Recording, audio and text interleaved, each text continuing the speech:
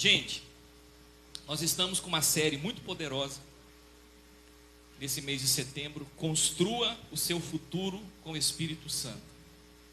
Essa série são 5 mensagens que nos dão assim um norte, nos dão realmente um caminho adiante. Sonhe, ore, planeje, arrisque e realize. Nós já falamos sobre sonho, nós já falamos sobre oração, nós já falamos sobre planejamento e hoje nós vamos falar que é preciso você arriscar também. Primeiro você tem que ter um sonho, porque sem sonho você não vai construir futuro nenhum, não é verdade? Você precisa sonhar. Nós aprendemos que lá em Joel 2:28, o profeta, quando disse que nos últimos dias o Espírito seria derramado sobre todos os povos, uma das consequências do derramamento do Espírito Santo seria sonhos. Os jovens teriam visões e os velhos teriam sonhos. E como ele não disse que era só os velhos que iriam sonhar, então eu acredito que todo aquele que é cheio do Espírito Santo tem que sonhar. É contraditório você encontrar alguém que se diz cheio do Espírito Santo e ser uma pessoa desmotivada, ser uma pessoa sem perspectiva de futuro. Quem é cheio do Espírito Santo, além de orar, além de orar em línguas, além de adorar a Deus na igreja, é uma pessoa também que tem sonhos, tem ideais na vida. Segundo, você tem que orar. E por que nós oramos? Porque apesar de acreditarmos que sonhos são de Deus, nem todo sonho é de Deus, não é verdade? Embora a gente creia em profecia, nem toda profecia é de Deus.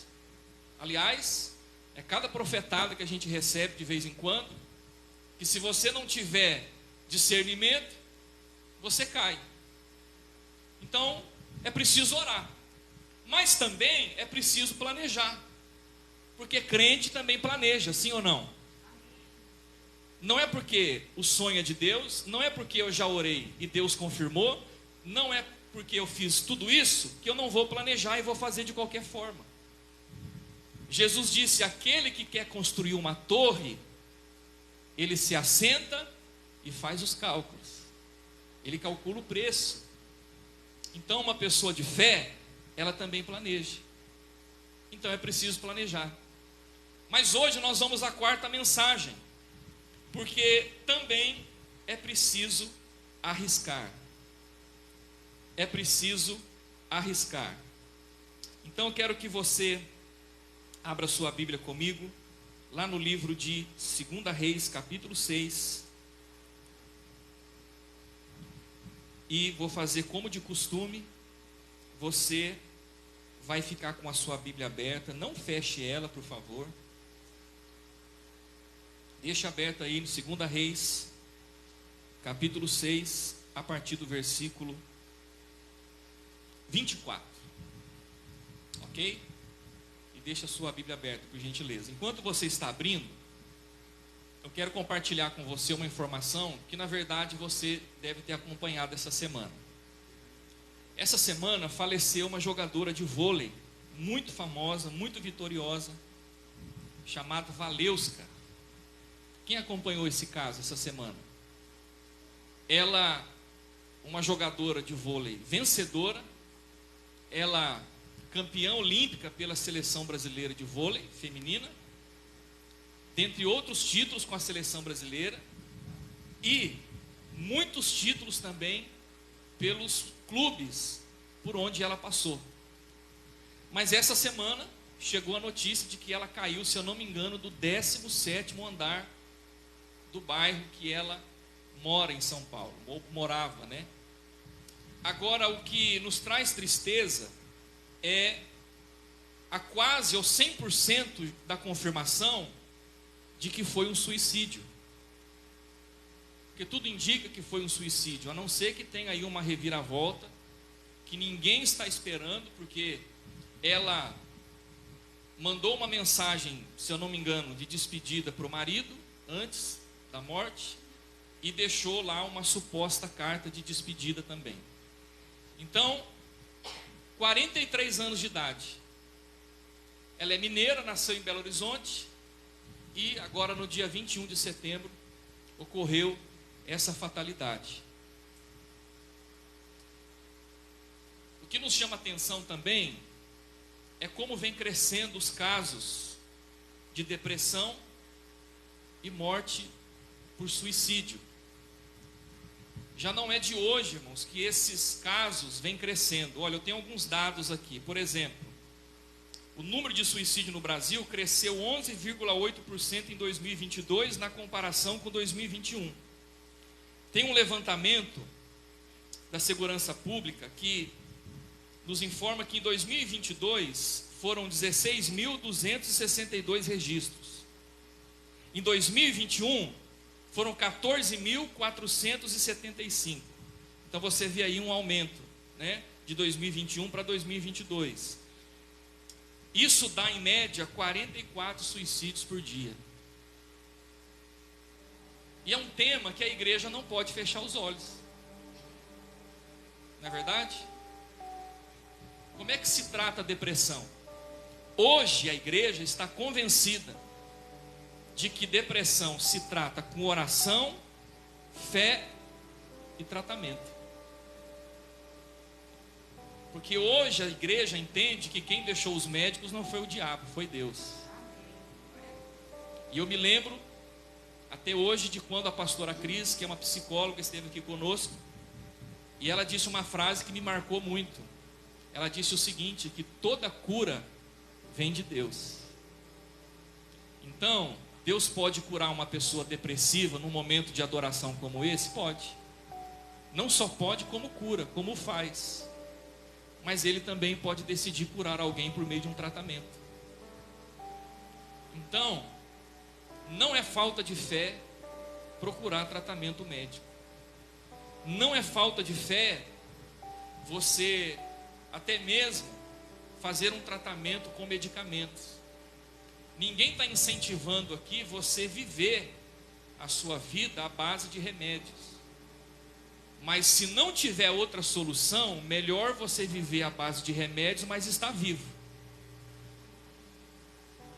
Porque enquanto se está vivo, ainda tem esperança. Não é verdade? E hoje, inclusive, então, eu quero, no final dessa mensagem, eu quero fazer uma oração por vocês, por todo mundo. Porque é algo que nós precisamos olhar com carinho, e nós vamos orar, e creio que independente da sua situação, ou se alguém que você conheça, essa oração vai ser eficaz hoje, assim eu creio. Marcos 2,17 está escrito assim: ouvindo isso, Jesus lhes disse: não são os que têm saúde que precisam de médico, mas sim os doentes. Então Jesus deixou bem claro que a medicina, ela também é um recurso que aqueles que têm fé também precisam se utilizar dela. Mas então nós vamos à quarta mensagem, que é arrisque. Deixa eu te dar uma frase aqui antes de nós entrarmos aí no texto principal. Construa o seu futuro, mas não deixe o Espírito Santo fora do risco. Não deixe o Espírito Santo fora dos seus planos. Não deixe o Espírito Santo fora do seu projeto. Ele é a principal pessoa que pode te ajudar a chegar num futuro desejado. Uma outra frase aqui diz assim: não existem projetos relevantes sem riscos. O próprio Evangelho chegou até nós em uma jornada de riscos, de perdas e de morte. Quantos missionários morreram? Quantos pregadores da palavra morreram? Quantos cristãos morreram? Então a vida cristã é uma vida de risco. Não existe vida sem risco. Peter Drucker disse assim: existe o risco que você não pode jamais correr, e existe o risco que você não pode deixar de correr. Existe um risco que é derivado de uma vida de fé, e esse risco você não pode deixar de correr. E ainda, Ayrton Senna disse assim: vencer sem riscos é triunfar sem glórias. 2 Reis, capítulo 6, a partir do versículo 24. Nós vamos extrair aqui dessa passagem bíblica alguns princípios para nós corrermos esses riscos com segurança, corrermos riscos pela fé. Você vai perceber que nessa história existem 4 leprosos que eles vão aparecer lá no meio da história, que eles são a prova viva de que de vez em quando você tem que correr risco, se você quer alcançar alguma coisa na sua vida. 2 Reis capítulo 6, a partir do versículo 24. Quem achou? Diga amém. Diz assim: algum tempo depois, Ben-Hadad, rei da Síria, mobilizou todo o exército e cercou Samaria. O que ele fez, gente? Ele cercou Samaria. O versículo 25 diz: o cerco durou tanto e causou tamanha fome que uma cabeça de jumento chegou a valer 80 peças de prata, e uma caneca de esterco de pomba, 5 peças de prata. Olha para mim, vamos entender algo aqui. Samaria era a capital de Israel nesse tempo. O rei de Israel nesse tempo era Jorão, embora o nome dele aqui não apareça. O rei da Síria, Ben-Hadad, ele entrou em guerra contra o rei Jorão e se utilizou de uma estratégia muito comum naquele tempo, que era fazer um cerco contra a cidade inimiga. E quando esse cerco, meu irmão, dava certo, olha, era só Deus para socorrer. E o cerco que Ben-Hadad fez com seu exército funcionou. E o texto que nós lemos aqui diz que esse cerco foi tão bem sucedido, durou tanto tempo, que a cidade ficou sem comida, sem suprimento. Eles estavam já numa situação crítica. Tanto que, veja você, uma cabeça de jumento estava valendo 80 peças de prata. Isso dá quase 1 quilo de prata. E uma xícara de esterco de pombo estava valendo 5 peças de prata, ou seja, 60 gramas de prata. Para você ver que nível de crise, e imagine o nível de desespero, que aquele povo estava dentro daquela cidade. Aí o versículo 26 diz assim: um dia, quando o rei de Israel inspecionava os muros da cidade, uma mulher gritou para ele: socorro, majestade. O 27 diz: o rei respondeu: se o Senhor não a socorrer, como poderei ajudá-la? Acaso há trigo na eira ou vinho no tanque de prensar uvas? Contudo, ele perguntou: qual é o problema? E só para você entender o tamanho da crise que Samaria estava por conta desse cerco, preste atenção nos próximos versículos aqui.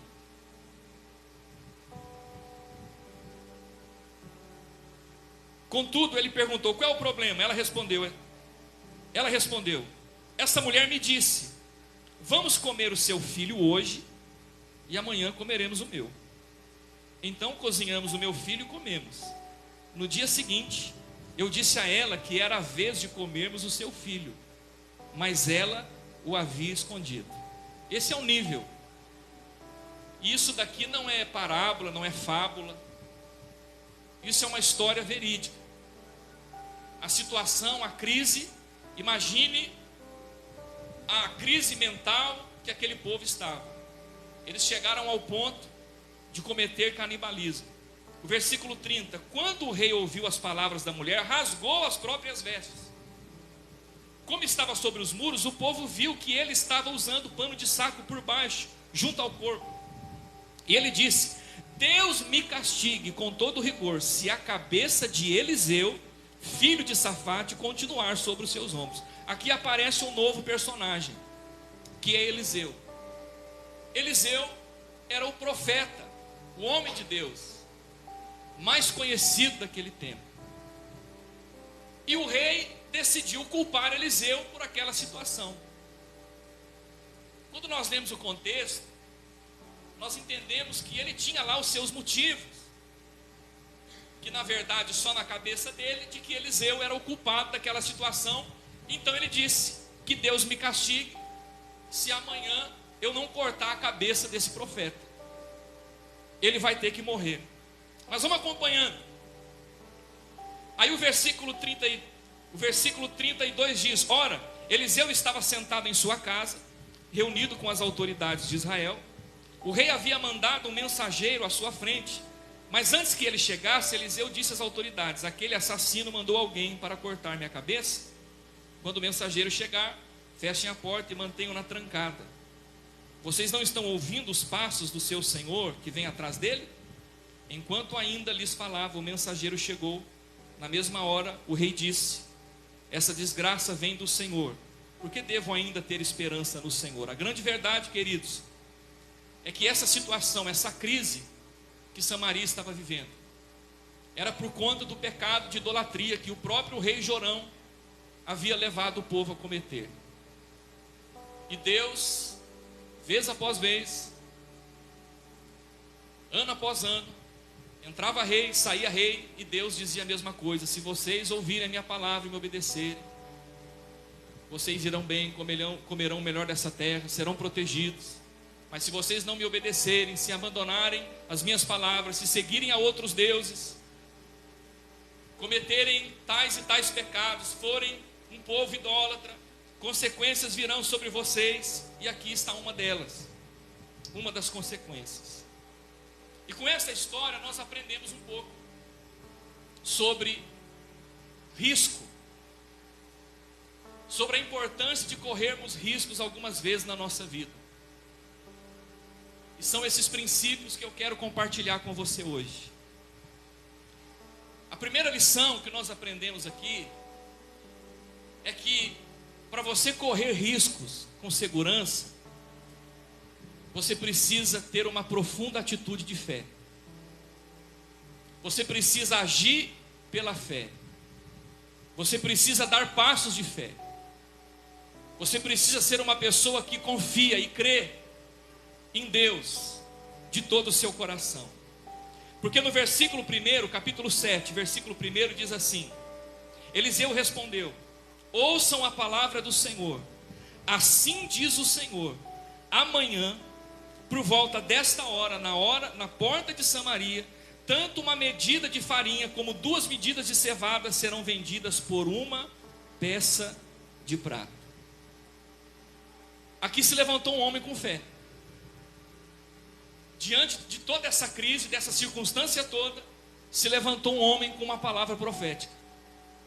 Ele correu um grande risco, mas foi a fé de Eliseu, foi a palavra profética de Eliseu que deu início à libertação do povo e da cidade de Samaria. Eliseu teve fé para dizer o seguinte: ouçam, amanhã, por volta desta hora, tanto uma medida de farinha como 2 medidas de cevada serão vendidas por uma peça de prata. Primeiro, não tinha farinha e não tinha cevada, porque o povo estava comendo cabeça de jumento e estava comendo esterco de pombo e estava cometendo canibalismo. Eliseu disse: vai ter farinha amanhã e vai ter cevada amanhã. E segundo, vai ser vendido pelo preço justo. Se levantou um homem de fé, e essa fé e essa palavra profética de Eliseu foi o primeiro passo para que a crise em Samaria fosse vencida. Meu irmão, muitas vezes eu e você precisamos dessa ousadia na nossa vida. Mas por que a gente não faz isso? Porque a gente não quer correr risco. Eliseu correu riscos. A gente tem medo de orar e a oração não funcionar. A gente tem medo de liberar muitas vezes uma palavra profética e aquilo que a gente falar não acontecer. A gente tem medo de falar para alguém que Deus tem planos na vida da pessoa, que Deus vai transformar a vida da pessoa, com medo de que aquilo não aconteça. Mas se em alguns momentos da sua vida você quer viver um futuro de bênção, de vitória, quer chegar a um lugar desejável, você tem que aprender a correr riscos pela fé. A correr riscos pela fé.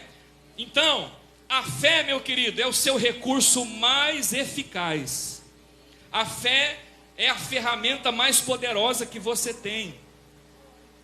O problema não são os riscos que nós assumimos, o problema é a fé que a gente não tem muitas vezes.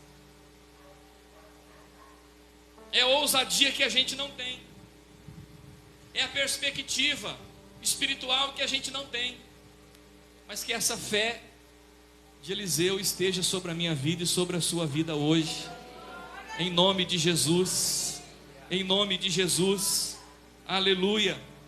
Então o problema não são os riscos que nós assumimos, porque tudo tem risco, o ministério tem risco, a vida cristã tem risco, empreender tem risco, mas o grande problema é fazer isso sem fé, é exercer o ministério sem fé, é exercer a vida cristã sem fé, é empreender sem fé. Quando nós fazemos tudo isso sem fé, nós não agradamos a Deus, porque sem fé é impossível o que, gente?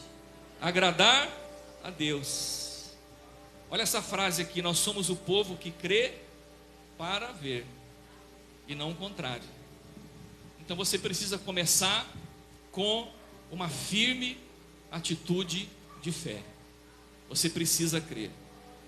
Em segundo lugar, para você correr riscos com segurança, você precisa ignorar os céticos e os incrédulos de plantão.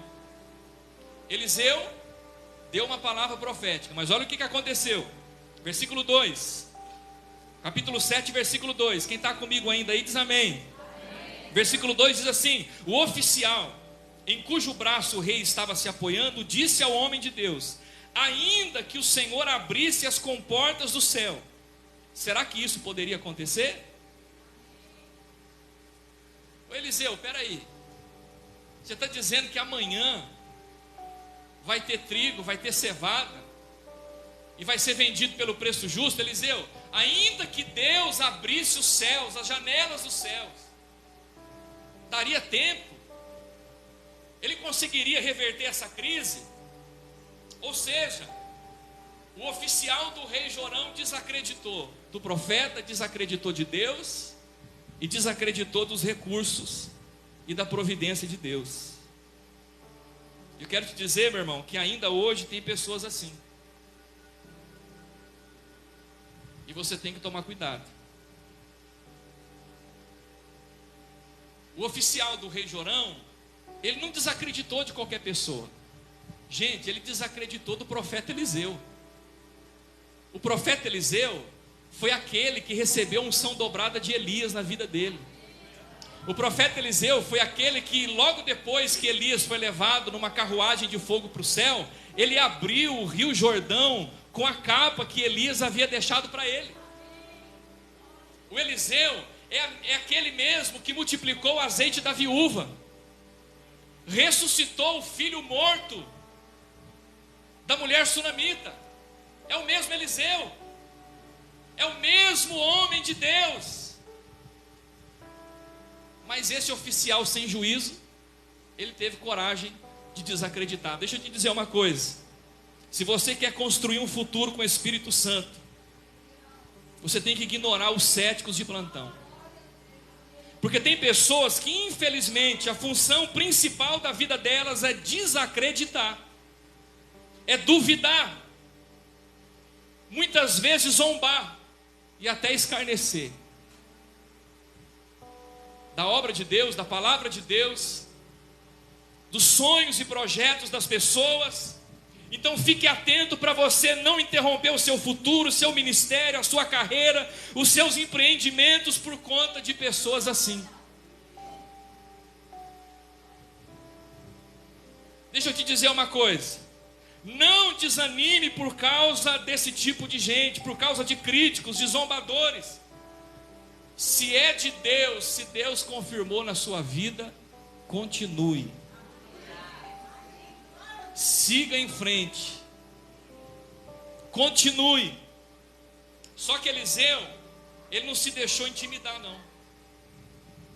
No versículo 2 mesmo, Eliseu olhou para ele e falou assim: olha, você o verá com os próprios olhos, mas você não vai comer coisa alguma. Tudo que eu falei vai acontecer e você vai ver, mas você não vai comer nada. Ó, deixa eu te dizer uma coisa: existe uma maneira certa para você não se deixar intimidar por gente assim. Entende? Existe uma maneira, com equilíbrio, com coragem, com ousadia, para você não perder a sua fé, ser ousado e continuar a passos largos com aquilo que Deus confirmou na sua vida. Não se deixe intimidar por gente assim.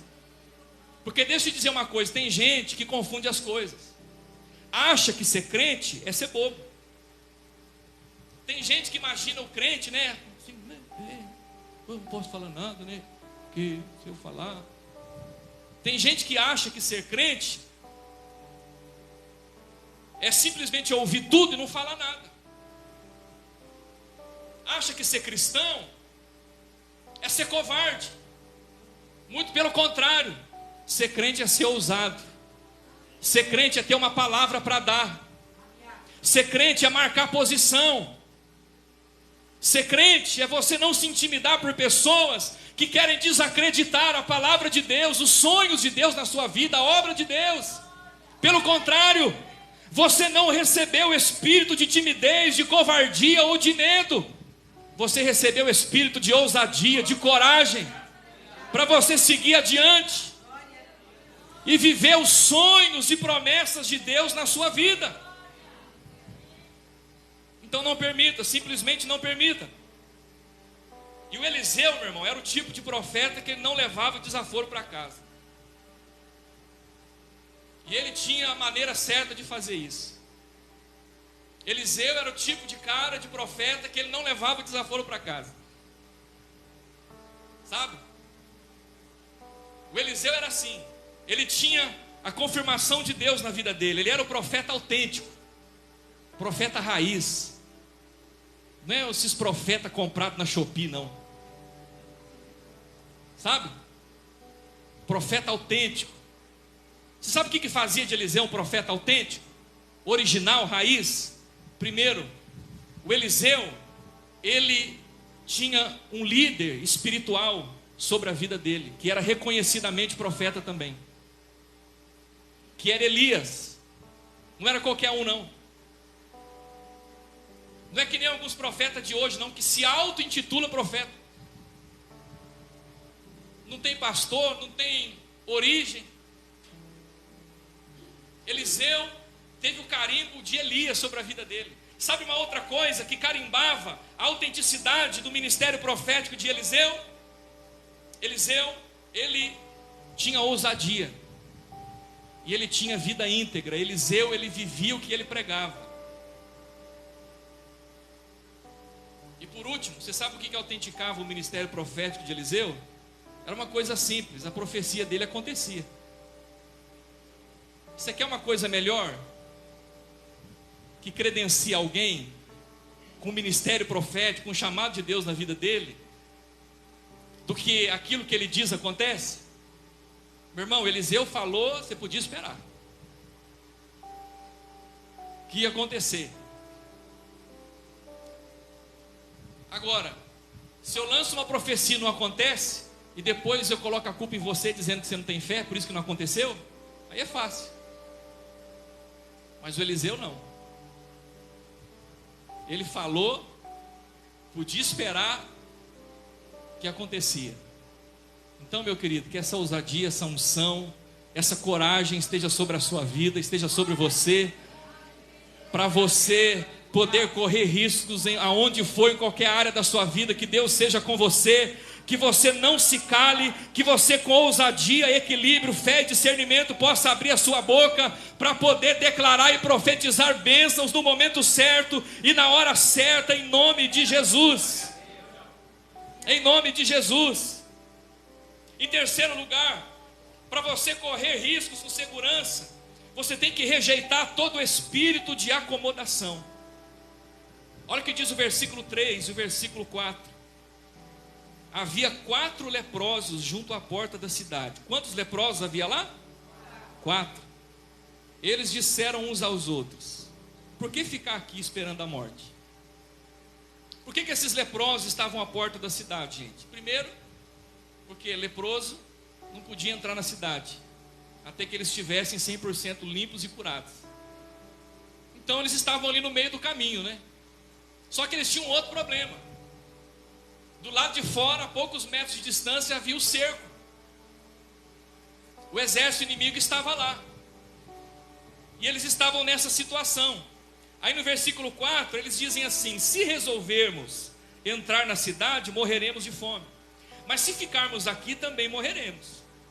Vamos, pois, ao acampamento dos arameus, para nos render. Se eles nos pouparem, viveremos. Se nos matarem, morreremos. Olha essa frase aqui, ó. O medo pode matar você antes mesmo de você falecer. 4 leprosos na porta da cidade, não podiam entrar porque a condição não permitia, e não podiam ir adiante porque o cerco dos arameus, do exército inimigo, estava lá. Eles falaram o que? Gente, nós vamos ficar aqui esperando a morte? Vamos fazer o seguinte: vamos nos entregar para os arameus lá. Aí alguém falou: mas eles vão nos matar. Aí outro respondeu: mas se ficar aqui a gente também vai morrer. Você entende que você não pode ficar esperando o resto da vida para você tomar uma decisão? Você entende que tem coisas que não é Deus que vai fazer por você, mas é você que tem que decidir?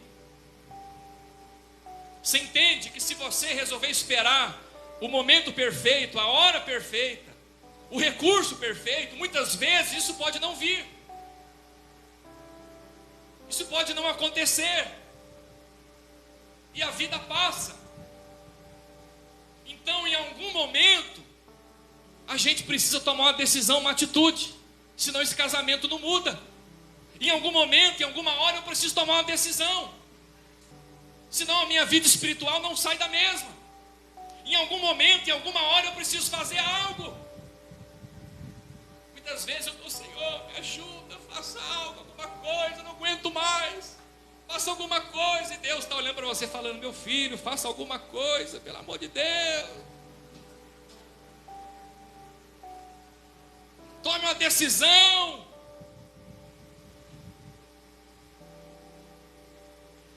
A gente diz assim: Senhor, me dá direção. Meu irmão, tem como você dar direção para carro parado? Tem como? Quando você vai na autoescola lá tirar a habilitação, ou que você foi, pra você aprender a dirigir, você tem que sair do lugar. Deus só dá direção se você estiver caminhando para algum lugar. Você lembra de Pedro? Pedro estava lá em alto mar com o restante dos discípulos, uma tempestade violenta. Aí daqui a pouco vem Jesus caminhando por sobre as águas, alta madrugada. Os discípulos olham e falam: é um fantasma, vamos morrer. Aí Jesus grita: oh, não, sou eu. Sou eu aqui, ó. O Pedro olhou e falou: é o Senhor? O Pedro era de bofete, ele ia falar: o Senhor?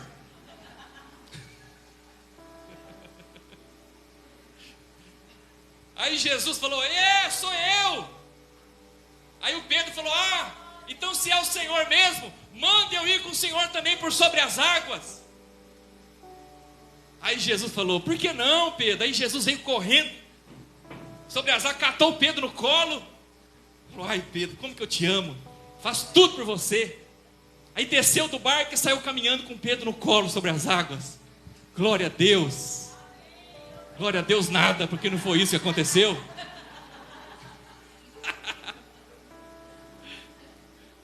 Diga para o seu vizinho assim, ó, porque aqui nós não perdemos esse costume.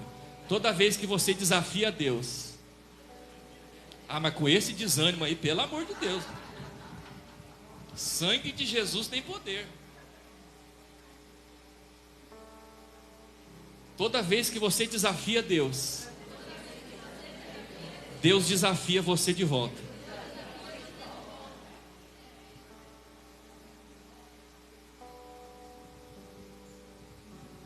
É o Senhor? Ele falou: então manda eu ir contigo. Pode vir. O Pedro deve ter pensado: acho que eu não quero mais não. Pode vir. Você está orando para Deus, falando: Senhor, me ajuda, faça algo. Deus está falando para você: pode vir. Pode vir. Ah, Senhor, o Senhor não está vendo? O Senhor não está vendo a minha casa, a minha família, tudo que está acontecendo? Faça alguma coisa. Deus está dizendo para você, pode vir. Venha, que eu estou te esperando. Senhor, mas a minha vida financeira está desse jeito, me ajuda. Pode vir. Todas as vezes que você desafia Deus, Deus desafia você de volta. Porque o problema não é Deus, o problema é a nossa falta de ousadia. O problema é que nós não temos coragem de abrir a nossa boca como Eliseu e dizer: amanhã vai haver vitória, amanhã vai haver milagre, amanhã tudo vai voltar ao normal, amanhã o milagre do Senhor vai se manifestar, porque o Senhor é Deus sobre a minha vida. O problema somos nós.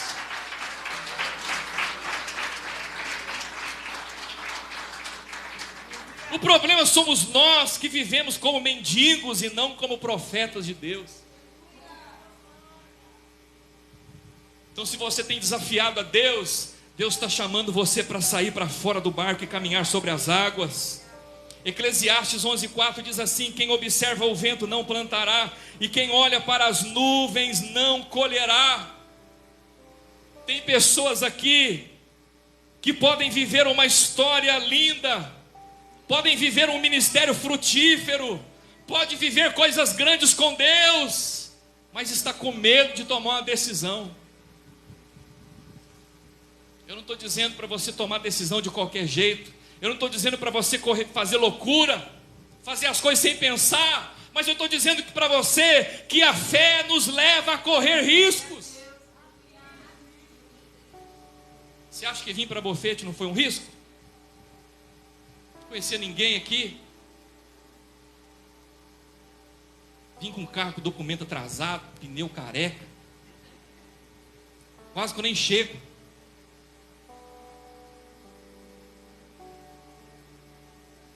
Mas o Senhor tem nos dado vitória dia após dia. Deus tem levantado aqui um povo abençoado, um exército do Senhor.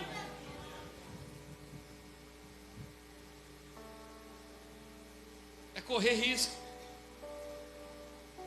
Tem gente, quando entregou a vida para Jesus, chegou em casa, falou que virou crente, perdeu gente da família, perdeu amigo.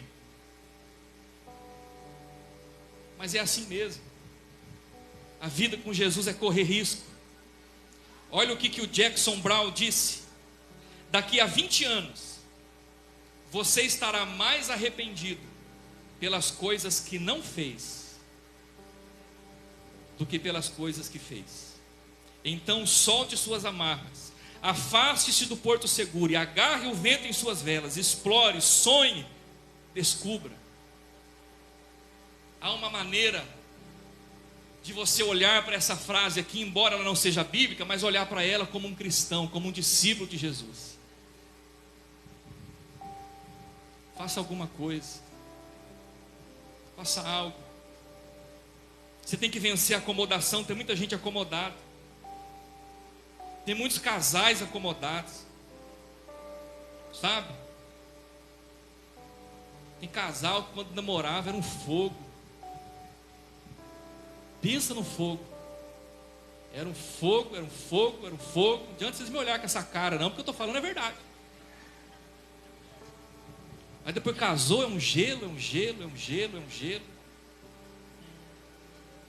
Vamos fazer alguma coisa aí, irmão.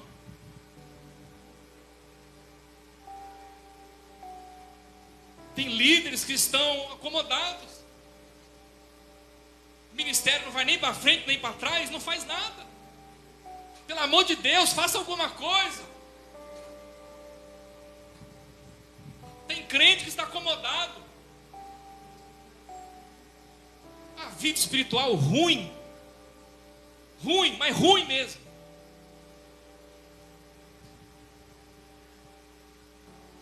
Vim para a igreja quase morrendo, não tem ânimo para vir para a igreja. Faz tudo com ânimo. Na hora de vir para a igreja, pelo amor de Deus, faça alguma coisa. Mude isso em nome de Jesus. A unção de Deus na sua vida, o Espírito Santo está com você. Se levante como profeta do Senhor na sua causa. Pelo amor de Deus, faça alguma coisa. Quem tem o Espírito Santo de Deus não se acomoda.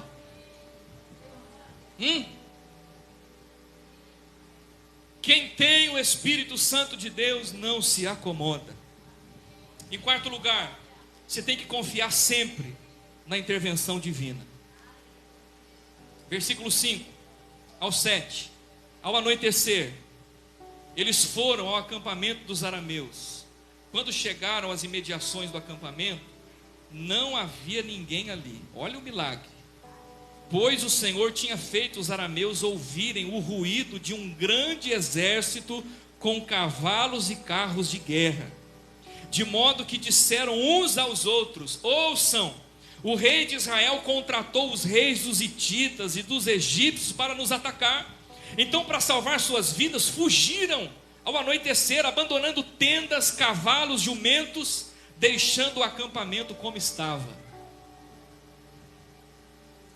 Você entende o que aconteceu? 4 leprosos, cheios de ferida no corpo, famintos, à beira da morte, falaram: vamos nos entregar, não podemos entrar na cidade, ficamos aqui e vamos morrer. Então vamos lá no cerco, vamos nos entregar para eles. Mas quando eles estavam caminhando para lá, Deus colocou os inimigos em confusão. Eles começaram a ouvir passos de um grande exército, e eram 4 leprosos que estavam andando. Eles ficaram loucos, ficaram em confusão. E diz o texto aqui que eles, e deixaram para trás comida, suprimento, tenda, roupa, animais, armas, tudo que o povo precisava. Meu irmão, deixa eu te dizer uma coisa: vai chegar confusão no arraial dos adversários do Senhor. É desse jeito? Eu ensaiei isso aqui a semana toda. Me ajuda. Vai chegar confusão no arraial dos adversários do Senhor. Deus vai confundir os seus inimigos. Aleluia. Aquilo que você não pode fazer, Deus vai fazer. Aquilo que você pode fazer, Deus não vai mover um dedo.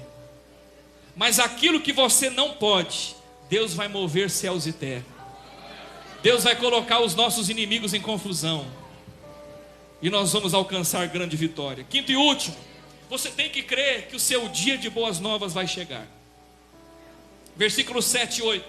Tendo chegado às imediações do acampamento, os leprosos entraram numa das tendas. O que eles fizeram, gente? Comeram e beberam. Pegaram prata, ouro e roupas e saíram para esconder tudo. Depois voltaram, entraram noutra tenda, pegaram o que quiseram e esconderam isso também. E sabe o que aconteceu depois? Eles entraram na cidade, contaram a notícia para todo o povo. O povo saiu feliz da vida, foi até o acampamento e constatou que o cerco havia acabado, os inimigos haviam fugido, deixaram para trás comida, deixaram para trás roupa, deixaram para trás animais, deixaram para trás armas, deixaram para trás alimento. E a palavra do profeta se cumpriu. O povo agora tinha farinha, tinha cevada, e estava sendo vendido a um preço justo. Sabe uma outra palavra que o profeta disse que se cumpriu?